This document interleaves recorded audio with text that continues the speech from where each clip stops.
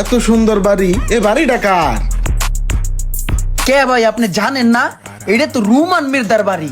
Roman? কোন Roman? আরে ভাই ওই যে চোরা রুমান, ছাগল চোরা রুমানের বাড়ি এইটা। ছাগল চোরের আবার এত সুন্দর বাড়ি কেমনে সম্ভব? আরে ভাই বছর তিনিক আগে এই রুমান রে ছাগল চুরির দায়ে গ্রামের তে বাইর করে দিছে গ্রামের লোকজনে। তারপর ওই চোরা রুমানে 200 টাকা লইয়া ঢাকায় গেছিল গা। কি কও? 200 টাকা লইয়া যায় ঢাকায় যাইয়া এত কিছু কেমনে সম্ভব? আরে ভাই তাইলে হুনেন ঘটনা।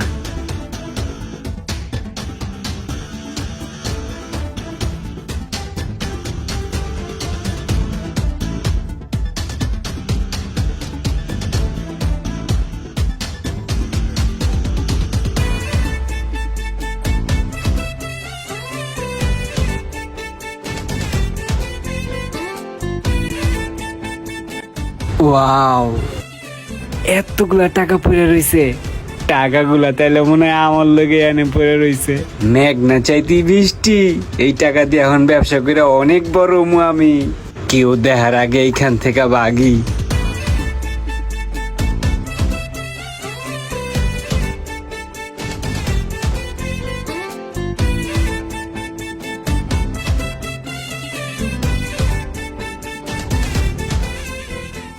লোকটারে দেখা মনে হইতেছে অনেক বড় লোক।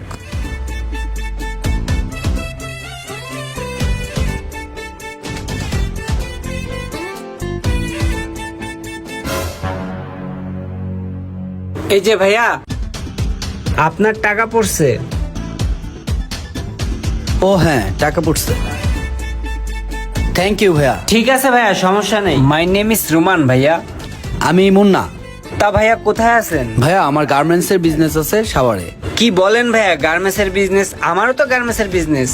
গাজীপুরে 4-5টা ফ্যাক্টরি আছে আমার। কি বলেন, আপনিও গার্মেন্টস ব্যবসায়ী? তাহলে তো ভালোই হলো, আপনি আমি একই সেক্টরের লোক। শুধু তাই না ভাইয়া, এই যে শোরুমটা দেখতেছেন, এই পুরো শোরুমটাও আমারই।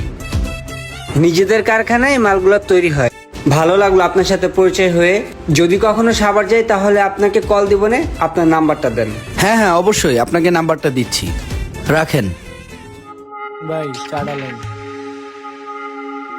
কই যে পাই টাকা কিছু বুঝতেছি না। ইমরান ভাইয়ের কি মন খারাপ নাকি? হ ভাই মনটা খারাপ একটু। কি হয়েছে ভাই? 10,000 টাকা লাগতো, কোনো জায়গাতে পাইতাছি না। 10,000 টাকার লেগে আপনি আমার মন খারাপ করে রাখবেন? আর আমি ভাই থাকতে এটা দেখমু? এটা কিছু হইলো ভাই? টাকা লাগবো আপনি আমারে কইবেন। আমার কাছে টাকা আছে না? এলেন 10,000 টাকা ধরেন। ধরেন ভাই ধরেন, কাজে লাগান। টাকা পয়সা লইয়া চিন্তা করবেন না, লাগলে আমারে কইবেন, আমারে জানাইবেন, আমি তো আছি। ভাই আপনার মতো আমি মানুষ দেখি নাই, যে টাকা চাওয়ার আগে দিয়া দিলেন ভাই, অনেক উপকার করলেন। আরে ভাই এমন করে কনকা, এটা কোনো বিষয় না। আমরা তো ভাই ব্রাদারই, তাই না? আর বললেন না ভাই, যদি ওই জায়গায় একটা গ্রিল মেশিন বসাইতে পারতাম তাইলে কাস্টমারের চাপটা একটু বাড়তো। আরে ভাই টাকার লেগে আপনি মেশিন কিনতে পারবেন না, এটা কোনো কথা কইলেন? এলান এনে 50,000 টাকাই আছে, গোনা আছে, এটা দিয়া মেশিন কিনেন যান। ভাই আপনি টাকা দিয়া দিলেন নগদের উপরে? বড় একটা অর্ডার পাইছিলাম, কিন্তু অল্প কিছু টাকার কারণে অর্ডারটা নিতে পারতেছি না। কি কন ভাই, টাকার জন্য আপনি অর্ডার নিতে পারবেন না? আমি ভাই থাকতে এটা হয় ভাই? টাকা লাগলে খালি কইবে। এলান ভাই এনে 1 লাখ টাকা আছে। টাকার জন্য অর্ডার করতে পারতেছেন না? কত টাকা লাগবে? 4 কোটি, 5 কোটি, কত? আরে না রোমান সাহেব, 70 লাখ টাকা হলেই হচ্ছে। এইটা কোনো কথা বললেন? মাত্র 60-70 লাখ টাকার লেগা আপনার মতো একটা মানুষের ব্যবসা আটকে থাকবে? আর আমি আপনার ভাই, আমি এটা দেখবো? আপনাকে আমি কালকেই আপনার অ্যাকাউন্টে টাকা পাঠিয়ে দিচ্ছি, আপনি ভাইদের সাথে কথা বলেন। এরকম কইরা মানুষের দইরা দইরা আইন না টাকা হাওলাত দিত। 5 লাখ, 10 লাখ, 20 লাখ, 50 লাখ। কি কও?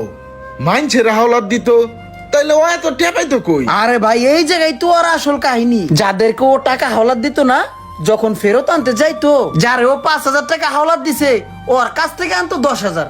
টাকাটা আনছেন? আনছি ভাই। 50,000-ই তো আছে না এখানে? ভাই মাস শেষ হওয়ার আগে একটু দিয়া দিয়েন। যারে 50,000 টাকা হাওলাত দিছে ওর কাছে কোনো আবার আনতে হইলো 1 লাখ। এই লন, এই টাকাটা লন, এটা আমি আমার কামে রাখছিলাম, এটা আপনি লয়ে যান, আপনার কাম সারেন, পরে আমার দিয়েন, সমস্যা নাই। থ্যাংক ইউ রুবেল ভাই, আপনাকে অসংখ্য ঠিক আছে, ধন্যবাদ। আল্লাহ হাফেজ। এরকম কইরা ও আগে যাদেরকে টাকা হাওলাত দিছে তাদের কাছ থেকে অনেক বেশি বেশি কইরা টাকা নিয়ে আসতো মিথ্যা বইলা। আমি একটা বাড়ি কিনতেছি বুঝছেন, 20 লাখ টাকা শর্ট পড়ছে, আমার লাখ 20 টাকা দেন। আপনি সবসময় আমার উপকার করছেন, বিপদ আপদে আমার পাশে ছিলেন ভাই। আর আপনার আমি 20 লাখ টাকা দিতে পারবো না ভাই। আপনি আগামীকাল এসে নিয়ে যান ভাই আমার কাছ থেকে 20 লাখ টাকা। এইভাবে ওই 1 টাকা ওরে দিয়া ওর টাকা এরে দিয়া অনেক মানুষের বিশ্বাস অর্জন করছে। আর এই বিশ্বাসই কাজে লাগাইয়া বড় বড় বিজনেসম্যানদের কাছ থেকে অনেক টাকা হাওলাত নিছে। আর এই সব টাকা লইয়া ওই ঢাকা থেকে পলাইয়া গ্রামে আই পড়ছে। আর গ্রামে আইয়াই বাড়ি করছে, গাড়ি করছে, ব্যাংক ব্যালেন্স সব করছে। কি কও, ওই তো তাহলে বাংলা ছবিরও ফেল করে লাইছে। ছাগল চুরের তে খুঁটিপতি। ভাই এত সুন্দর বাড়ি, গাড়ি, টাকা পয়সা এটি দেওয়াই কি করব? ওর ভিতরে তো সুখ নাই রে ভাই।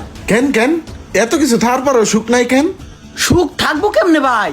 ওর ভিতরে হাজার রোগ বাসা বাঁধছে, ক্যান্সার হয়ে গেছে গা। ডাক্তার কইছে মাস 3 হয়তো বা লাস্টিং করতে পারে। ও এই অবস্থা।